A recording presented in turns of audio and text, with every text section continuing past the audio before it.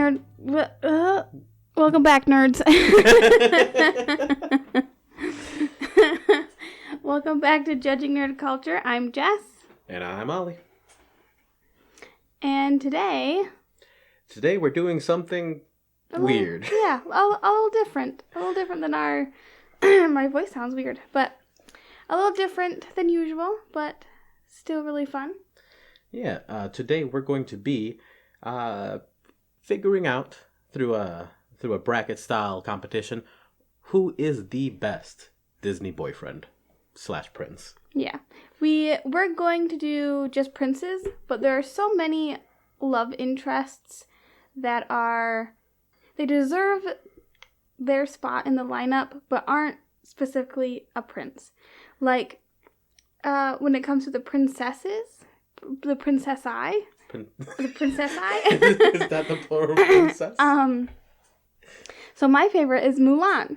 But I get from some people, she's not a princess, but she is of some sort of, like, higher nobility. Yeah, she's a higher class. Yeah, like, she's high ranking. Mm-hmm. She may not be directly, the granddaughter of the emperor or anything, but she is a high ranking individual, which is good enough for me. And me. Which, if it were the case, Mulan would be my perfect Disney prince, but but that would get real complicated if we started just putting in best Disney dating material. There'd be too many. The most votable Disney. I would still go with Mulan. I mean, everybody else is Minnie. Minnie? No. Okay, most bangable Disney character of all time? Oh! Mabel sneezed. That was so cute. I thought you farted. No, Mabel sneezed. Gosh, that's a really hard one. But, I mean, Milo's pretty hot. Milo's pretty juicy. You know what? Jim. He didn't make it on the list because, unfortunately, he never becomes a king, prince, or anything royal. He's just a space cowboy. He's just he's a space pirate. He's a space pirate. I like cowboys, though. I prefer pirates. Anyways, so that's what we're going. You could be both. You could be a pirate cowboy. Cowboy pirate? Yeah, pirate cowboy. Cowboy pirate. Yeah, you look like a cowboy, but you do pirate things. You're a pie boy? I feel like that's something completely different. That we should only talk about on an R-rated episode. All right. Well, that is our plan for today. We're going to be going through these brackets and deciding who is the best. Mm-hmm. But first, a little snippet into a new segment called Shit I Heard This Week. And the shit I heard this week was... Smells good. The shit I heard this week involves The Furious 9, or F9. No spoilers, I haven't seen it. No spoilers. John Cena.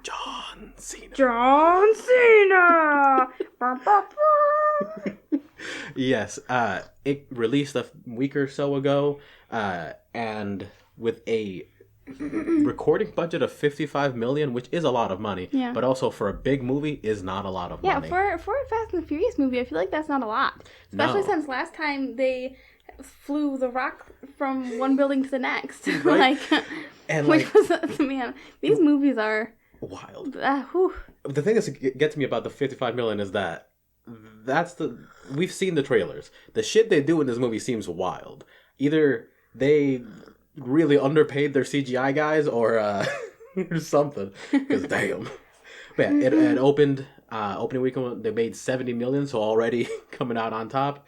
And as of last week, they have already made $136.4 million domestic and $249 million globally, which is the best that any movie has done since the pandemic.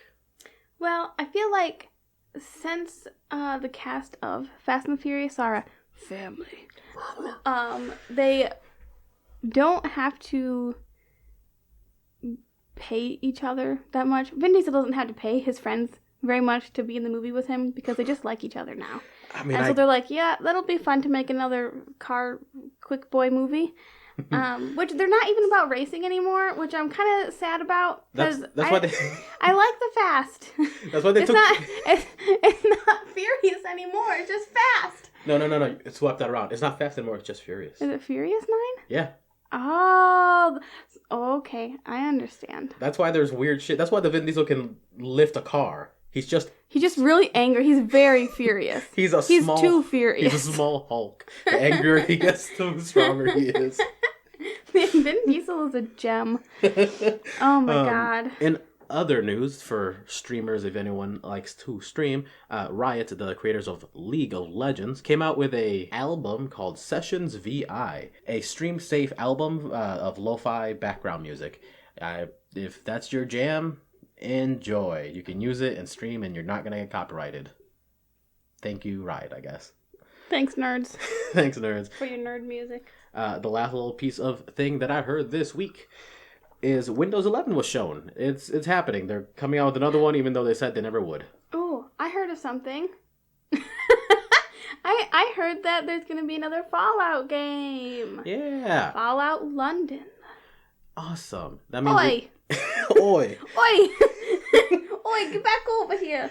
I don't know what that was. That was like Brooklyn. That was the shitty Brooklyn accent. Oh, boy. Hey, I'm walking here. There we go. London. I'm going to go get some fish and chips. But, yes, there's going to be a new Fallout game. That's going to be a whole lot of fun. Mm-hmm. It did look fun. Yeah, I'm excited to play. The trailer is dropped, so go check that out. It does look fun. I do enjoy the Fallout games. I never played Fallout 70 whatever, so I'm not upset about it. The last one we played was 4. Yeah, Fallout 4, which is good. We never finished it because there was so much to do making your own compound and camp that I got lost in the side missions and the creating of my home. Mm-hmm. That I never did the main mission. Yeah, me neither. And then I just got bored after a while. Or like distracted or whatever it was, and I have not gone back. Honestly, the exact same thing happened to me. I realized, I could make more settlements, and I immediately decided I want to make a city. I want to make a whole fucking like community. Yeah. And that means I didn't play the game. Also, I feel like Garrus should be on this list. I don't think Disney owns Mass Effect, my love. Well, then we should do a Mass Effect Most Bonable. We should do a Mass Effect Most Bonable. Because then, I mean, come on. If you're going to be honest, the two going up against each other at the end are going to be Garrus and Jack. That is a true fact. It is just going to be a fight between You can't Garrus bone and Joker. Jack. He's hilarious, but you can't bone him because he's got brittle bones and he's in love with he's in love with Edie. Okay, you can't separate them. They are a beautiful, wholesome couple. They are a beautiful. Nobody wants to actually bone Shepard. He's so boring. Tali's pretty cool. Liara's pretty cool. Miranda and Ashley can suck it, and I don't care if they die. No. Mm-mm. Strong words. Caden's a little boring too, but I always pick him over Ashley. She's so annoying. If she calls me Skip one more time, I swear to God. Yeah, we've been playing Mass Effect Legendary, so you can expect to hear a little something more about that later on. Anyway, sorry about that. So yes, let's get down to business and go through these rankings. Let's get down to business. So first up. Some Hans. No! No, they're the bad guys. They're the bad guys. Okay. Anyways.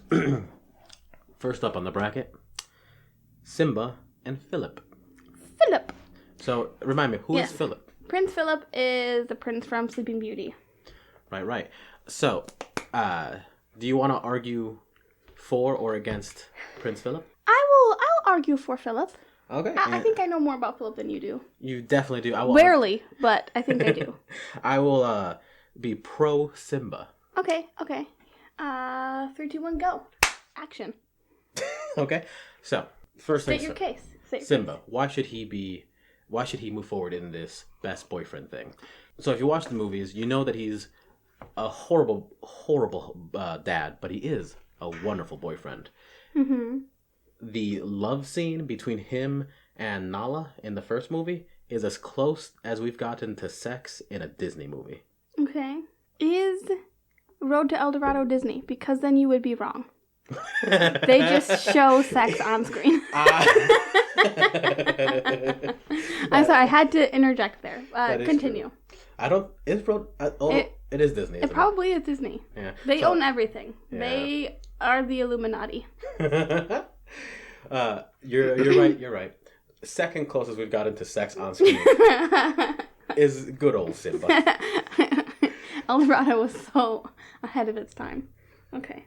My last point for promoting Simba forward, he fucking kicked his uncle's ass. Like, he showed some gumption. He got banished and he came back with a vengeance. He's a strong man who can take care of his friends.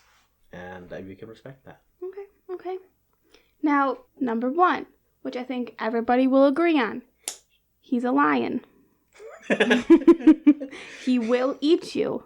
All right. Bestiality. Okay. Gross. Okay. I don't want my boyfriend to eat me alive. Well, just not, Not that way. Not that way. Fair enough.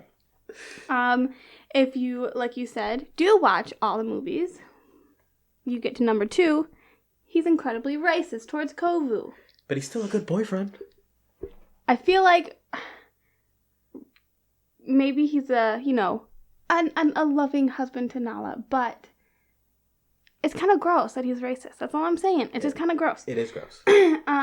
Also, even though he was a child when he ran away, there's still a little bit of baggage there and a little cowardice. He also, like I said, again, I really want to push this. He is a lion. He is a lion. And, which means he is not faithful to Nala because he has to bone all the lady lions. And then, maybe they're in an open relationship or a polyamorous relationship, but from the looks of it, she has no idea. Look, we don't know. So I'm just saying, he's a playboy who is a little racist and a lion. We don't know. Could eat your face off. We don't know their home situation, okay? It's very possible that it's all consensual. He's got a great singing voice, though. He does have a beautiful very, singing voice. very nice singing voice. Honestly, in the top, I'm going to say 10 Disney songs, at least 2 or 3 of them are from The Lion King. Yeah, don't get me wrong. Simba he's the classic, It's Simba. Yeah. I'd rather bone his dad. Mufasa. That creamy voice. Oh. James Earl Jones, right? Yeah. What a man. But anyways, I respect your response. What about Philip? Tell me about Philip. So, I'll be honest, I haven't watched any Sleeping Beauty in a long time. But this is what I have, okay? So, Philip is a warrior. He is the perfect prince because he freaking slays a dragon for Sleeping Beauty. Her mother, Maleficent, her stepmother or whatever, turns into a fracking dragon, and he cuts through thorns, and he cuts through all this, tangled mess of vines that are magically pokey and dangerous. And he finally almost gets a Sleeping Beauty. He has to fight a dragon. Does Simba ever have to fight a dragon? No. He just tries to defeat his weak, brittle uncle, who is sickly. Scar does say he's sickly, okay? And he's not getting enough food, Scar. You saw Pride Rock at the end of that movie. It was devastating. The hyenas were starving. So, Scar's malnourished, and Simba was like, I'm going to beat this guy up. Well, how strong are you, Simba? Because he's old and sick and brittle. But Prince Philip beats a dragon. A magic dragon. And he risks his life to get to Aurora. To kiss her, give her the true love's first kiss, and wake her up so they can be together. Simba, he's just thinking about himself. He's prideful. He just wants to be king of Pride Rock. He doesn't care about Nala. Not really. So, I respect what you're saying. I want a boyfriend who cares about me, who will kill a dragon for me. That's fair, that's fair. So, let me bring up a couple things now.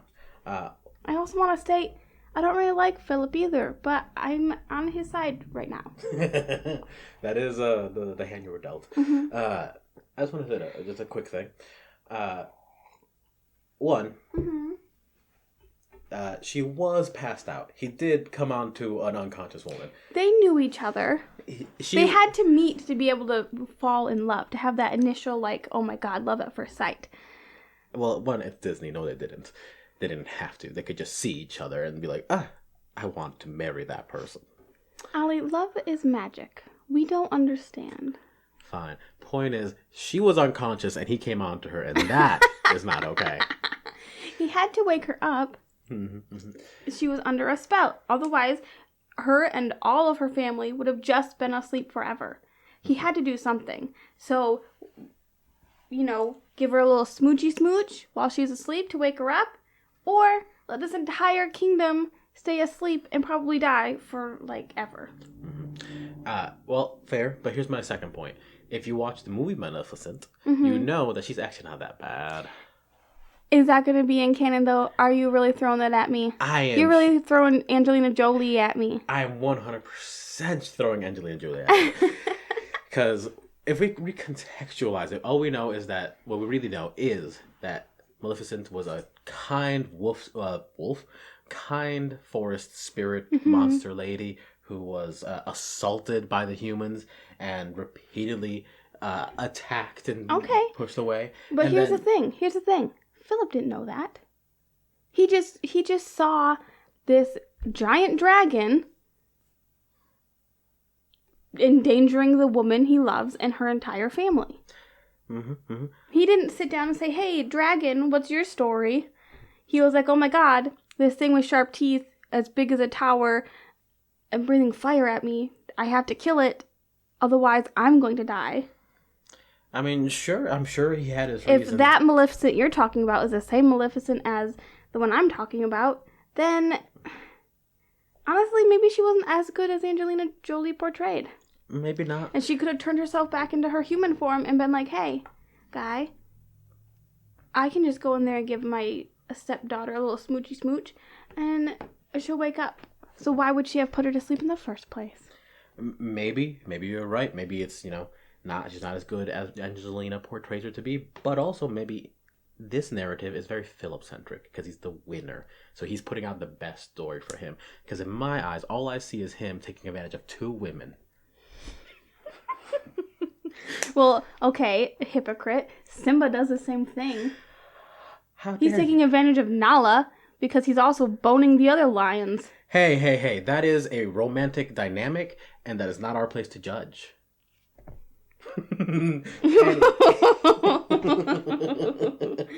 Anyways, so with our back and forth, who do you think should go forward? I mean, Philip did slay a dragon, and Simba only slayed his sickly uncle. Yeah. I mean, Simba somehow is more attractive.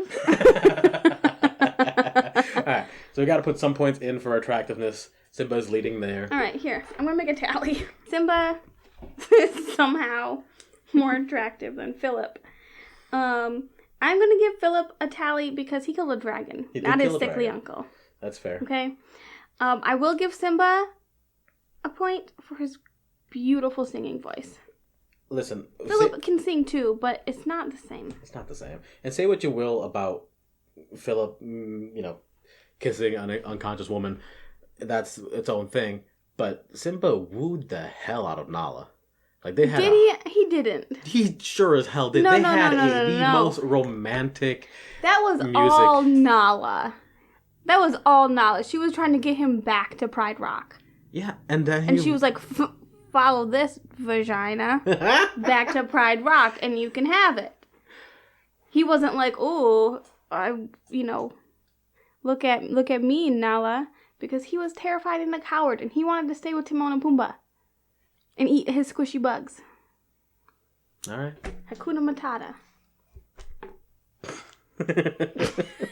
I don't know. Okay. I'm going to give Philip another tally. So Simba's at 2, Philip's at 2. I gave Philip a tally because he, his great feat of strength is because he wants to save Aurora and he loves her. And Simba's is just because he's prideful. And it's called Pride Rock. Yeah. Well, all right, we have one more point. I think you can argue against. Weirdly close. You can argue against this if you want, but I think Simba should get 1 point because despite in the second movie him being pretty darn racist, he does hold down a good ship. Like he does. He is a good king. He's good at ruling the land. And we never see Prince Philip be a king. He's always the prince. Yeah. And so maybe he's not good enough to be king. Yeah, maybe he's got an older brother who's gonna be king. It's not gonna be him. All right.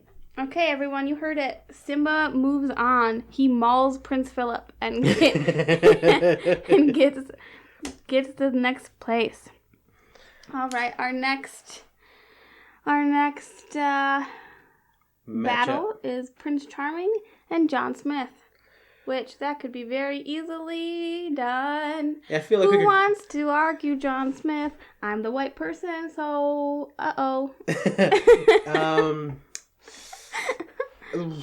Oof. You know what? It'll be interesting. Let's do it. Who do you want? John Smith or Prince Charming? I'll take John Smith. Okay.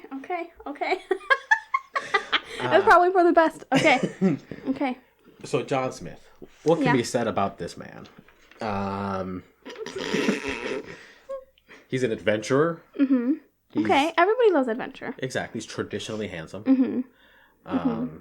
Very, very European. Very like European. Nordic looking. Like he's probably like Dutch. Yeah. Though his name says America.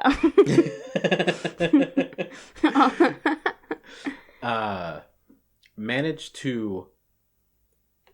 Actually, I'm not super in on the Pocahontas lore. Yeah. Does Pocahontas know English, or is that just never an issue? It's never. I don't think it's really ever an issue because they meet and she immediately starts like singing to him. Right. Because I was gonna say, he learned to communicate pretty darn quick. Yeah. But it's probably not on him. It's probably not something he deserves to. Yeah. Pocahontas is the real, the real one. The real one. Damn. Okay. Let's see. He's not as racist as the other guy. It's true. He is just an explorer who happens to be with the other guys. Like I don't remember if he's on the voyaging team with the other guys, but he learns. That's good. That's a good point. John Smith does learn from Pocahontas, and he does realize, oh hey, she's right. We should all be one with the Earth. Then his buddies are like, but does he really do that much to stop them? He takes Pocahontas back to London to whitewash her. Yeah. Yikes. And it's based on a true story. Hey, I've said what I can. Yikes. He's an adventurer. He's handsome. He's willing to learn to not be as racist. Okay, so he's willing to learn, which is good. He's willing to learn. He does learn, and he does get better. He cares about Pocahontas. And he does, when he takes her back to London, he probably just wants her to be safe. And he wants to show her he went there, saw everything he could from her. And he's like, okay, well, I want to show you my world now. Which, okay. Now, Prince Charming, he's a prince, so he's super rich, okay? I only have slightly vaguely negative things to say about Prince Charming, so I'm gonna try. I'm gonna try my best. Man, these old characters, they were not good. So he's conventionally handsome. He lives in a gorgeous castle. He does love Cinderella, and he lets her have her weird pet mice. She's kind of weird. It's kind of weird. Not that having pet mice are weird, but they talk and hers wear clothing. Yeah. And like she's like one of those people who were like, my dogs are my babies. I'll celebrate every birthday, and like take I don't know. Except these are rats that she found in the woods. They were in her house. Anyway, but, I mean, he throws his ball. You know, his parents throw this ball for him to find a wife. And he falls in love with her. And to his credit, when she leaves, he wants to find her. He doesn't have, Facebook or Tinder or anything. He can't just go, hey guys, can you help me find this girl I really liked? Or, whatever. I farted on you in Target. Can we hang out sometime? Like, he can't do that. He misconnections her. Yeah. He has to basically hunt her down, which sounds malicious and weird, but he was in love with her. He wants to find that girl again. He wants to find that feeling. So when it comes to wholesomeness, I think Prince Charming wins. Okay, that's fair. But I also want to point out he has a foot fetish and he's weirdly obsessive. Very obsessive. Thank you for pointing out the foot fetish. I would have had to myself, obviously. Okay. I do want to point out one thing. Yes. We all know all of John Smith's negative qualities. Yes. Being as he is a colonizer and, that sort of baggage. But Prince Charming dances with this woman for an entire ball, staring at Never her asks face. her name. Never asks her name. Doesn't even care. But does she give it, though? Maybe Definitely. he does ask, and she goes, and doesn't tell him. That's very possible. Because she is trying to be undercover. She could have given him an alias. Sure. Alias. But still. My alias is alias. Even if she's make-upped the fuck up. She has a mask on, I'm pretty sure. No, she didn't. No. It wasn't a masked ball. It was just a ball. It was just a ball. He could have just went outside and been like, oh, there she is. Yeah, that's what I'm saying. She's got a little dirt on her now. He danced with her for like 30 minutes, staring into her eyes, and supposedly, and doesn't recognize her fucking face. Okay, but here you go. Here's an example. Superman. He just puts glasses on and people are like, oh, who's this man? It's like, okay, well, there's pictures of Clark Kent everywhere in the sky wearing latex suit. How do you not know it's him? They're puts glasses on. Yeah, she puts a different costume on. She doesn't put on glasses. Okay, we're not talking about Cinderella, but when... We're supposed to be talking about Prince Charming. But when the fairy godmother boops her, bippity-boppity boop, she magics her, okay? So she magics her dress. It's beautiful. Her hair, her makeup, everything, okay? So who's to say she didn't put some sort of, I don't know, disguise over her so that people wouldn't be able to notice her. People wouldn't be able to remember who she was. They couldn't remember that she was Cinderella because she had some sort of magic barrier that they were like, she looks familiar, but I don't know her name. Magic. Sure. That's fair. Anyway, Prince Charming. He might just not have known it was her because of magic. Yeah. That's what I was getting at. That's fair. That aside, he definitely has a foot fetish because he did not have to go through the entire kingdom like that. But however, we did find out a few days ago, the part in your brain that is sexy times is very close to foot stuff. So, okay, he's born that way. It's not his fault. Foot fetish is not an orientation. But that's his identity. But that being said, he never actively colonizes someone, so I think he's gonna have to be the winner. All right, Prince Charming it is. Sorry, Feet Johnny for the boy. win. Charm. Feet for the win. Feet for the win. All right. Who is up? Ooh, this is gonna be a tough battle. I'll be honest. So we got Eugene versus Kristoff. Yes. Also, Eugene might also be a different person. Yes. So when I was doing my very light, I'll be honest, my very light research of the princes, so Entangled, Rapunzel meets Flynn Rider, a very dashing thief. However, she does find out his name is Eugene. And then I saw a little fun fact that in a video game, a Tangled video game, they do find out that Eugene is a prince from a place called the Dark Kingdom, and his name is actually Hector. And there's too many layers, there's too many names. I am just going to stay with Eugene or Flynn. Okay. I like Flynn just because I like the sound of it. It sounds fun. It is a better name. But Eugene is the name in the movie that he actually gives her. So, Okay. Anyway, Eugene and Kristoff. Everybody knows Kristoff. He's a himbo from Frozen. Mm-hmm. So, who do you want to fight for? I personally promote Kristoff. Okay, Himbos okay. for the win. Honestly, so do I. But, I love Kristoff. You can take him. I will. No, it's okay. I'll fight for Eugene. He's hot. Hey, I will also fight for any dashing rogue. Okay. You want to fight for the dashing rogue? Mm-hmm. Okay. You fight for Eugene, and I will fight for Kristoff. Mm-hmm. Eugene. What can be said about Eugene? Yes. Again, dashing rogue. Very handsome man. It's got the persona and personality that will get you there. He is confident, he is funny, and he is fun. He found a girl trapped in a tower, and what does he do? Saves her in a very strange way. He went up there to hide. Yes, I said strange way. Either way, his actions in a roundabout fashion got her out of the tower. He is a stereotypical, fun, charming rogue. He is the kind of man that even though he never makes a good decision, you are in love with him. And everything works out. He's like that guy you are really in love with and you always will have feelings for him, but he's not really marriage material. Mm-hmm. So you marry this other guy that you met in like the big city or something because he's an accountant and has money to help you have a kid. While Eugene, though he's very hot, you guys have very great chemistry and maybe some great sex.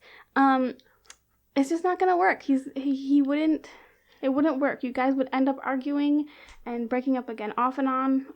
Because the thing is, you can't change him. He's always gonna be a man looking for adventure. Yeah. But it seems that never really comes up. It seems that what's her name? Rapunzel. Rapunzel. Rapunzel's down. She's down for the adventure. But that being said, she doesn't need to worry about it. Because he's also the other guy. He is a prince, apparently. Mm-hmm. But it's called the Dark Kingdom. That sounds evil. We don't know if it's evil or not. I'm just saying. Mm-hmm. He's still nobility. He does fall in love with Rapunzel and then decide not to go through with stealing the crown. The lost princess's crown. So, I mean, there is that. Yeah, so he has some conviction and honor. Yes. That being said, like you said, he seems like he would cause some trouble. The relationship would be unstable at best. Yes. In the end, they do end up together, and she finds her family, so like she becomes technically the princess again. Excuse me. And I don't think the prince life is for him. Like, I think he would stay with her for a little while, but he'd always be the prince or the king who was like going on voyages. He was never home. He was never there for the kingdom, really. So she would have to rule. Like, you know, it would be like a movie or a TV series where you're really excited for these two to get together in the end, and they do. And then the next episode, for some reason, they're broken up, and like he's with somebody else and she's with somebody else, and they hate each other for some reason.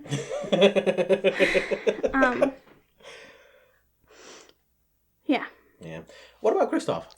Okay, so Kristoff was raised by trolls, which I mean, right off the bat, can seem like a red flag because you know he's never had that person-on-person socialization. It seems like. However, hey, trolls are people. He's great with people. I mean, a little dorky, a little awkward maybe, but he's just trying to be funny. He's just trying to live his best life. And because he grew up in the wilderness, he's gonna have great survival skills. Like he can track, he can forage, he can, you know, hunt. He can do all of the things necessary to survive in the Nordic wilderness alone by himself. And he may not have a cute dog companion, but he does have a cute reindeer companion that he can ride. He's basically a prince with the beautiful horse, his stallion, except it's a reindeer. And they're best friends. This reindeer is basically sentient and is great. They're great companions. And when Anna comes along, you know, at first it's a little tense because she's kind of annoying, let's be honest, and a little weirdly too obsessed with her sister. So he's like, okay, whatever, I'll help you find your sister, even after you wreck everything I own. And finally, eventually falls in love with her, and you know the story of Frozen. And I mean, in the second one, he tries to propose, and some people think that maybe he's a little incompetent, but he's nervous. You know, he's nervous to propose to her, and you know, how can he propose to her? He wants the perfect moment, you know, but how can he do that when she's still obsessing over her sister? Weird. And so she gets mad at him, and then he gets lost in the woods, and he sings one of the best songs from Frozen 2, in an 80s ballad style.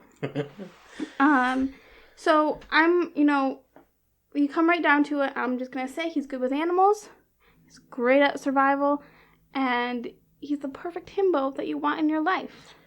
You know, I want to argue with you. Yes. But I can't. I honestly agree. Okay, well, here's one negative thing. All right. He does talk to his reindeer like it's alive. Like it's talking back to him. Like he puppeteers this reindeer. Oh, no, he's a little insane. He will talk to the reindeer and then do a voice for the reindeer. So, he's a little unstable, but he's been alone for so long with just rocks to talk to. Rock trolls. Which, don't get me wrong, the rock trolls are great, but they're not great conversationalists. They seem kind of pushy. Yeah. But, okay. So now, between these two, yes. I'm going to say at least Kristoff never lied about his identity. That's true. He's never lied. So I'm going to have to give it to Kristoff. Yeah. Give it to Kristoff. Kristoff. All right, Eugene Flynn, writer, you're out. It's Chris. Looks aren't everything, Eugene. All right, the next one's going to have to be quick because I don't know anything about either of these two. All right. You know Eric, Prince Eric from Ariel. There's nothing to know He's about. boring, yes. And then Prince Florian, who not many people know because in Snow White, he's not given a name. He is just the prince. He's just Prince. That's what she calls him. That's what everybody calls him, Prince. But, you know, when you look further into the lore, they go, his name is Florian or Ferdinand. We're not sure. So a man so boring that even though he's named, I literally don't know what he does.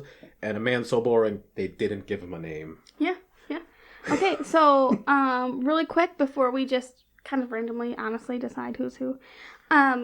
Florian does meet Snow White in a very uncomfortable way. All right.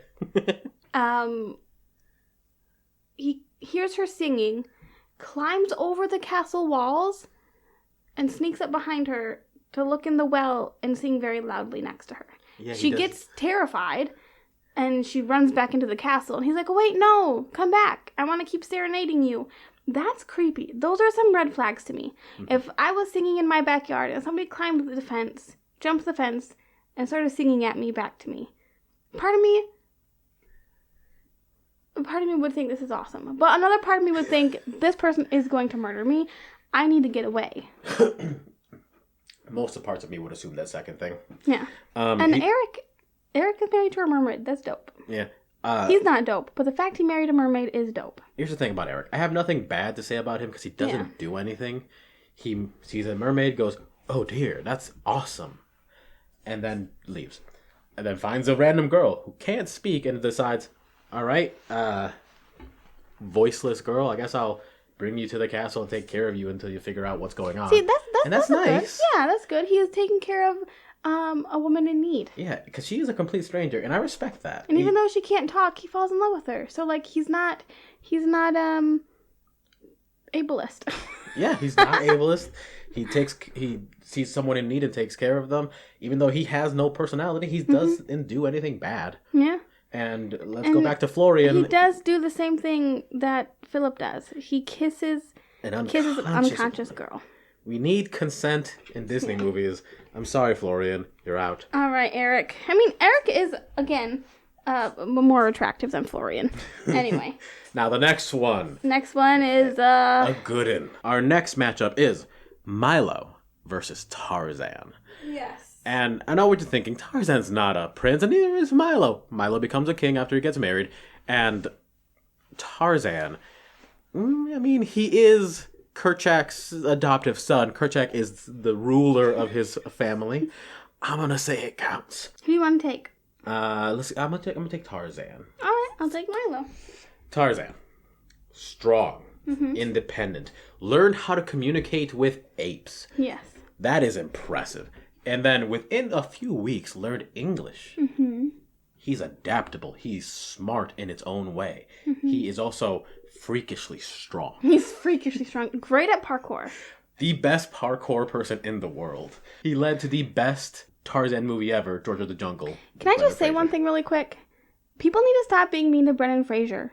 He is a kind soul, and he is beautiful inside and out. Yeah, like he's old. Everybody changes, okay? Yeah. Like, for real, he's just old. Let him be old. I mean, yeah, let him be old. He might have had some bad movie decisions, like Yogi and all. Well, he wasn't Yogi? No, that was Justin Timberlake. That was questionable, too. That was also very bad. But, you know, he's just doing his best. He's living his life, doing the things he wants, okay? Yeah. Leave him alone. He's not gonna stay the hot, sexy, Brendan Fraser from The Mummy or from George of the Jungle. Okay, everybody, he's not immortal. Mm-hmm. He's not immortal. Nobody's immortal. You guys are gonna die too someday. Wow. I'm just saying, I'm getting heated. People are so mean to him, and they need to stop. He's a bean. He's so wonderful. Everybody dies in the end. So anyways, Tarzan. I don't even know. So Tarzan, yes. Everything I said, he's on it. Mm-hmm. He has some issues. Maybe he has a little bit of a hard time with authority or whatever. But like, I don't see a whole lot of negatives other than he probably smells very bad. Okay, I can think of some more negatives if you want. I mean, sure, hit me. He is riddled with disease. I said he's nasty. Okay, yeah, but he's riddled with disease. Because you can't, this is gonna be gross, guys, okay? So, get ready, prepare yourself. He, as a baby, he grew up, as we all do, and went through puberty. He got real horny. And he was living with the monkeys and with the gorillas, okay? So, that's all he ever knew. He only ever knew gorillas. He didn't know humans even existed. That's the great song. Strangers like me. Anyway, Phil Collins is great. But you can't tell me, that curious 14-year-old gorilla boy didn't do anything with the other 14-year-old gorilla girls. You're saying he fucked the gorilla? Yes, I am. I'm not saying you're wrong. I'm just saying it's never proven. You can't prove it. Okay, but he is. You start to ask questions. You gotta ask yourself. Did Tarzan fuck a gorilla? So here's what I'm gonna say. Yes. I'm not saying you're right. I'm not saying you're He's wrong. got also real bad teeth, I imagine. Yeah, probably. What I'm saying is, whether he fucked a gorilla or not, he's living with the gorillas, which means whatever ticks and diseases that they acquire, he is very likely to also acquire. Yes. He is living with no physical protection, no barriers from those diseases. He also mostly bathes in stagnant waters where animals drink and shit in. Yeah. So, like, he's definitely... They were, in the movies, though, they were very beautiful, very clear waters. Somehow. But... to be fair, when Jane takes him back to London, it's always London, but when she takes him home, there is a chance he could have been cured. I mean, he definitely couldn't be cured of his stinkiness. He'll just take a real good bath. He can cut his hair. But he doesn't cut his hair. He keeps his long hair, which means it's still matted and stinky. Yeah. But The diseases could possibly be taken care of. Maybe. Medicine wasn't the greatest at that point, but there were some. I mean, I think we had penicillin a while ago. I'm not sure exactly what era Tarzan is supposed to be in. I get the feeling of like a late 1800s, like almost 1900, like 1889 or something. Mm-hmm. Okay.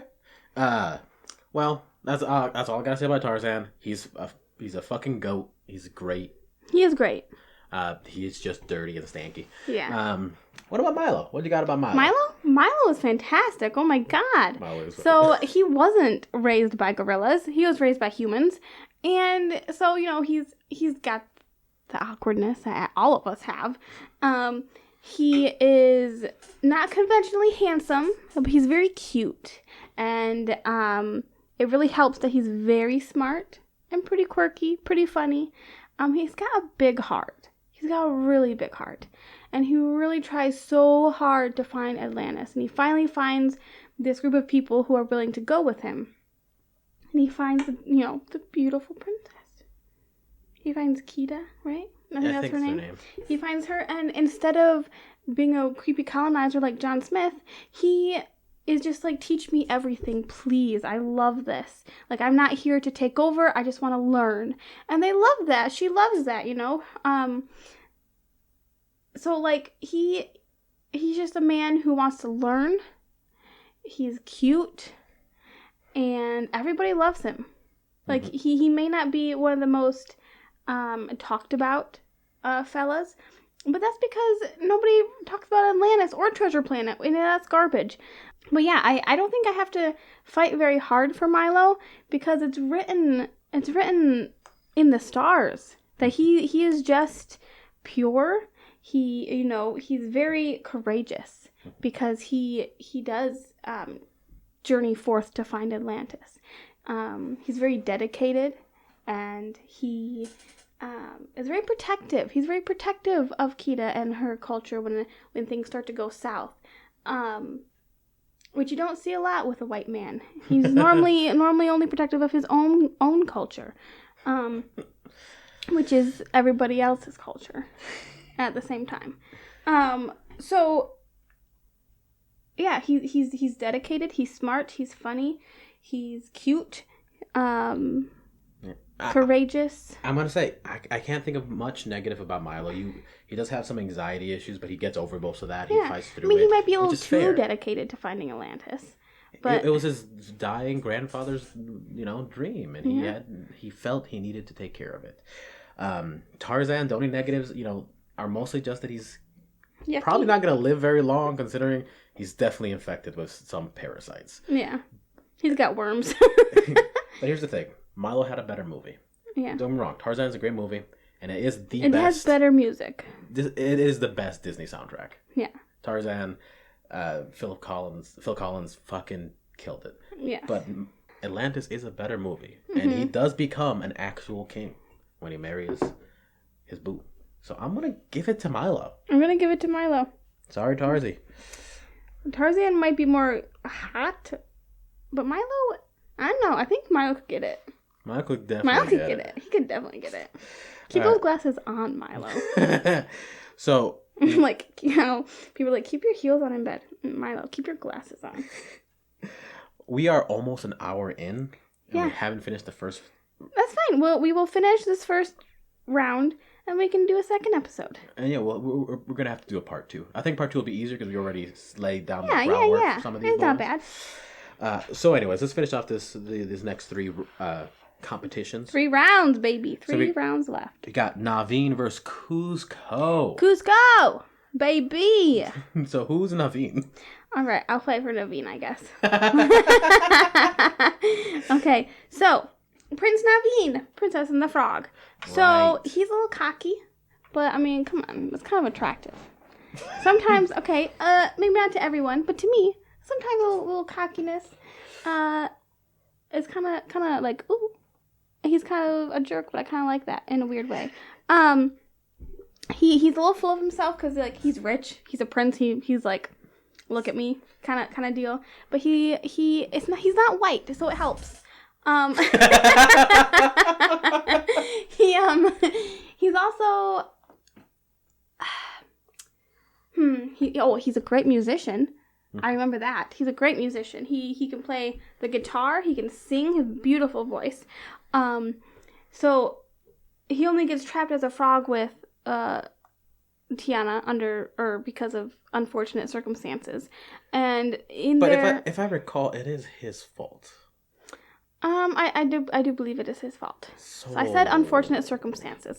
So that does mean he does kind of ruin his girlfriend's day. However, they as frogs go on this great adventure and meet new friends. And in the end, she ends up getting her restaurant, which she has dreamed of forever. And without him, she wouldn't have been able to do that. So, like, I'm not saying she was worthless before him, but I mean, he has money, so it helped. It helped. And, it was hard for her as a woman of color in the, 20s to start her own business and get money. Of course. But, he has his issues, but in the end, he has a lot of character growth. And he understands that even though he's, this rich prince, he needs to be a little more selfless and think about others. And I think that's admirable. I think the fact that he can learn and grow and become a better person shows that he wants to become a better person. He wants to be good. He wants to just be a good person, so True. I can't really argue against that. I will say, however, just a few quick notes. This isn't really about him, but it's about the movie in general. The only black-centric Disney movie, really. And they spend most of their time as frogs. And in the other movie where they would be black, they're just lions. So I feel like, is it really that great? I don't know. Talking animals are always great, Ollie. I'm just saying, it'd be nice to see a black person be a black person and not a frog or a lion. Although Simba was supposed to be like a white lion being racist and whatever. No, not talking about that. I don't really have a whole lot of negative things to say about Naveen. I think. I mean, he's full of himself. He's a little selfish and cocky. Well, he grows into a good person. That's what I'm saying. Like, all the negative things you already brought up because it's part of the fact that he gets better. Yeah. So he has the potential for growth. Yes. And we're talking about potential for growth. Let's look at Kuzco. He could never. He always stays full of himself. I'm not saying his personality changes. His personality never changes. But his actions, they speak louder than words, and they change a lot. He goes from definitely killing people by chucking them out of his castle to helping people. Okay. Honestly, I don't... Okay, let's be honest. Kuzco's not winning this. He's not pretty. He's kind of a dickhead. He's voiced by David Spade. Oh, no. All right, so Naveen wins. That was easy. Sorry, guys. Yeah, sorry. If you want to argue for Kuzco, let us know. Prince Adam, the Beast, against Shrek. Shrek is life. Shrek should win because his princess is better. That's true. Fiona is so much better than Belle. Fiona is... at this point, we're not even arguing to each other. We're just... kind of stating the facts. All right, so let's start with Beast. Prince Adam. He's really moody, really ugh. I'm so sad. I'm going to stay in my castle. Self-centered. Yes. His entire court was turned into these things. And not even animals. Yeah, he doesn't even care about them either. He kind of likes that they're there, so he's not actually alone.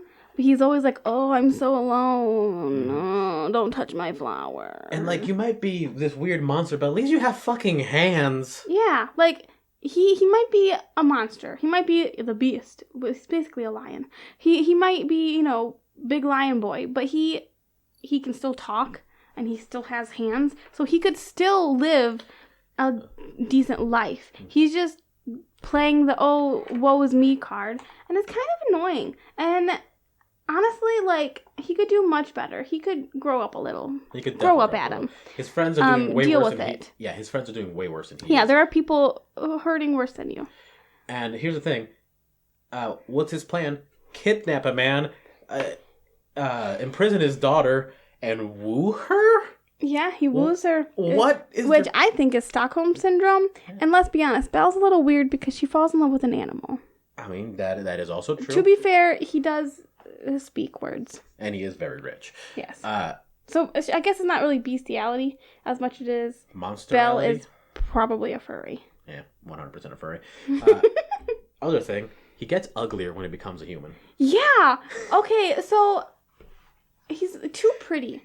Like I can see him. I can see the attractiveness. Okay, he has very Romanesque features. Actually, like was he a Roman god come to Belle's little village? I don't know, but he's too pretty. You know and I feel like once Adam is human again, he's just things are gonna flip flop. Instead of being woe is me, he's gonna be like, look at me. He's just gonna be what's his name? The other guy in oh no! How do I not remember him?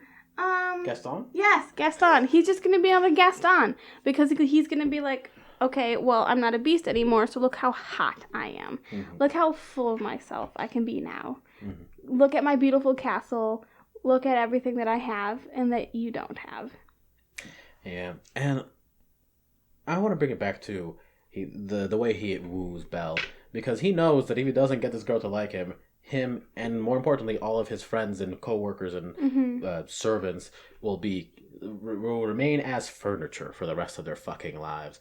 And what does he do? He screams at her constantly. Yeah, like he's he's an abusive relationship. He's very manipulative and very selfish. Yes. Now let's go to Shrek. Let's go to Shrek.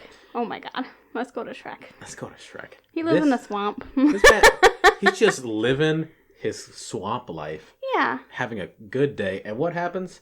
His fucking land gets appropriated and used as refugee space, which is important. He should, be more mindful of that. But admittedly, he's having a rough day. Yeah. And he's just trying to fix it. It might have been a swamp, but it was his swamp, Exactly. It was his home. And then some king somewhere said, nah, you don't deserve it. Mm-hmm. Yeah, whatever. So he goes on a mission to take care of business. And yeah, he's rough and he's kind of a dickhead.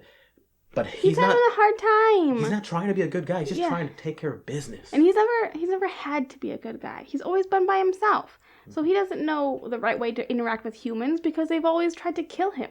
Yeah. They've always tried to be mean to him. So how do you show mercy and kindness to something that's trying to kill you all the time? And when it comes right down to it, he does take care of his friends. Mm-hmm. Even though he kind of hates them, he takes care of them. In the second movie, I believe, he does turn into human for a minute. And let's be honest, he's better looking than Prince Adam. Yeah, he did not become somehow less pretty as cute. A human. He's a handsome fella. He is a handsome fella. And he unintentionally, so this is not manipulative, this is not whatever. He takes this girl out of her situation to bring her to some prince. Mm-hmm. And along the way, she realizes this guy's dope. This guy's awesome. He's not even trying. He's just being himself. Mm-hmm. This is the most natural love connection in this fucking thing. It is. He doesn't try to woo her at all. He's just trying to get her to a little man. The little man, Farquaad. Little Farquaad. They really pushed the line with Shrek. They really did. So we gotta give it to Shrek. Shrek wins, guys. Shrek wins. Shrek. What a man. What a man. All right. So Heracles, and Aladdin. Also, Aladdin is spelled with 2 D's, Ollie, in that one. I fucked it up. Anyways.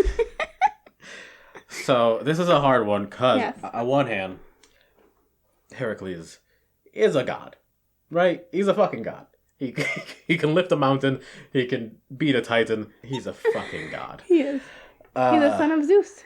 And he might be the earliest example that I have. Mm-hmm. Like, I know there's older media, but I'm not an older media kind of aficionado. So he is the first example I have of a damn good himbo. Yeah, I think he really is the first himbo. He's that proto himbo. He's really trying his best, and I love that he starts off as just this scrawny fella, this wimpy looking kid. Admittedly, he can still lift a fucking truck. Yeah, but he's still small. Yeah, he's small for him. Yeah, and he doesn't know how to use these powers. Exactly.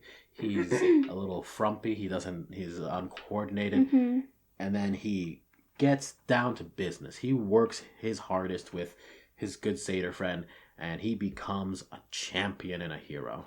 Yeah. That being said, his dad is Zeus. Yeah, so Hercules is going to die in the end. 100%. So McGann, she was like, wow, he's hot, look at those muscles. She wasn't here for his, inner kindness and beauty. She was here for looks. Yeah, I mean, he is kind and sweet, but like, she was here for the muscles. And like, is she really ready for that family drama? Well, if she knows he's a son of Zeus, right? In the end. So she knows he is destined to not end well. It's not going to end well. No hero has ever lived a happy life in the end. Not in the Greek situations. No. So, really, to speak against him is really just things that are not his fault. Yeah,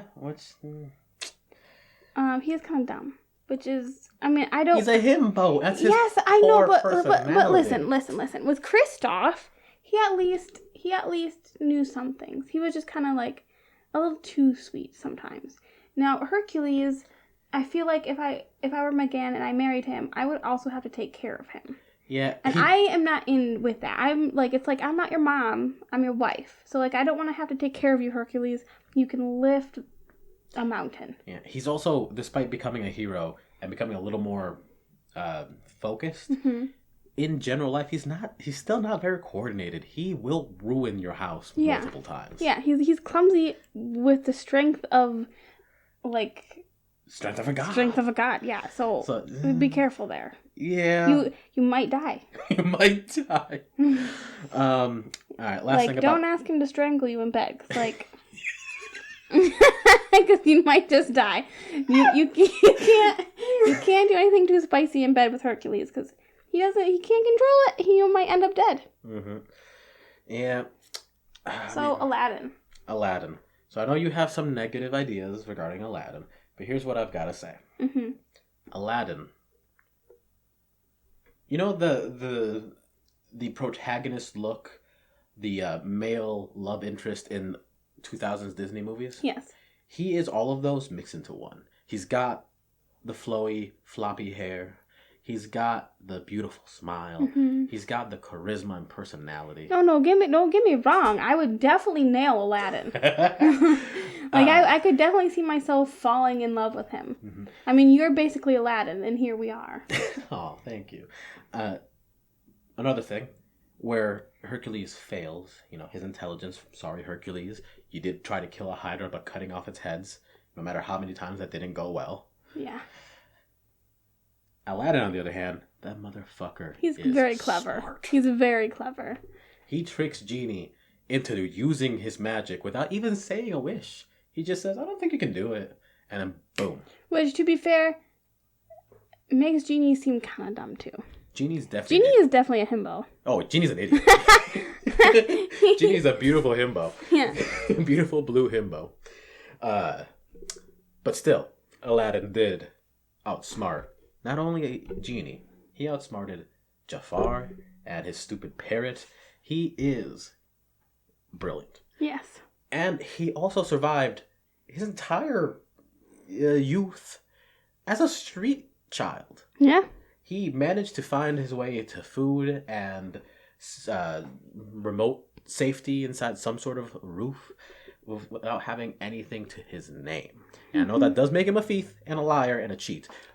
It is kind of like a Robin Hood thing, though, because in the beginning, he does steal the bread, and it is for himself, but then he sees the kids, and he's like, well, any other thief probably would have kept it for themselves and been like, well, sorry, kids, you gotta do it your own way. Well, but he gives it to the kids, and him and his little monkey boy just Split another half. split. Yeah.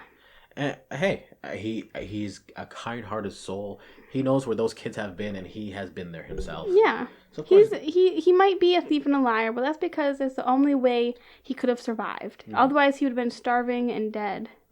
Now, regarding his interactions with Jasmine, he does lie to her, but not completely, because he does wish to become a prince. So technically, I guess he's a prince. He is a prince, magically. He made that wish. He just lied about his name because he wanted. There's no Prince Aladdin. He doesn't exist, but there is a Prince Ali. Mm-hmm. So he's an identity theft. He's definitely an identity theft kind of guy. Yeah. Hey, that's depending on who you steal the identity of. I mean, who doesn't like a bad boy once in a while? Once in a while. And he can lock down some solid friendships. His Carpet, they're buds, and Carpet is a damn good friend. Genie, come on, he'll take you around. He can help you with anything. Yeah. So he's got an entourage of the best bros. I mean, he's also Robin Williams. He is also Robin fucking Williams. Yeah. Okay. I'm gonna have to go with Aladdin. See, I was having because I like Hercules, but he was never my favorite. Mm-hmm. He was never one of my favorite Disney movies. I don't know. See, There was just something about him. I don't know. Yeah, I was actually having a hard time because I went into this knowing I liked Aladdin more. Mm-hmm. But after we talked about him, Hercules is just such a good boy. He is a good boy. He is. But I don't think that makes him the best boyfriend. No, he's dangerous. Yes, he's a clumsy fool. But I think Aladdin, he's fun, he's sexy, he's gonna be a good time. Yes. Aladdin.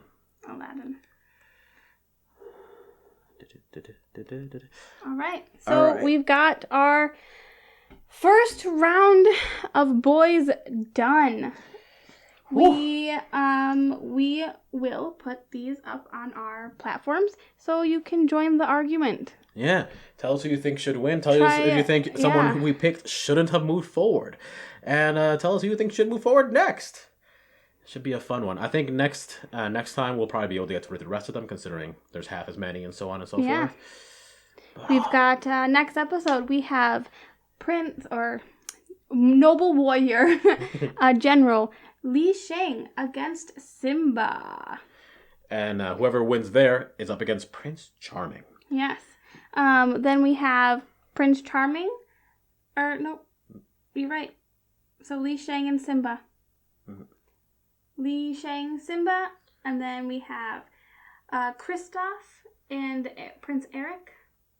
We have Milo and Prince Naveen, Shrek and Aladdin. That's going to be a weirdly hard one. Yeah, honestly, Shrek really hits. Yeah, he's surprisingly... he's a heavy hitter. Weird underdog here. All right. Will Shrek win? Best Shrek Disney boyfriend? Tune in to find out. See you guys next time. Thanks for listening and all that shit. If you're watching on YouTube, I don't know, subscribe or something. Yeah, you millennials know what to do. You stop. Okay, let's go. Goodbye. Let's leave. Goodbye. I love you.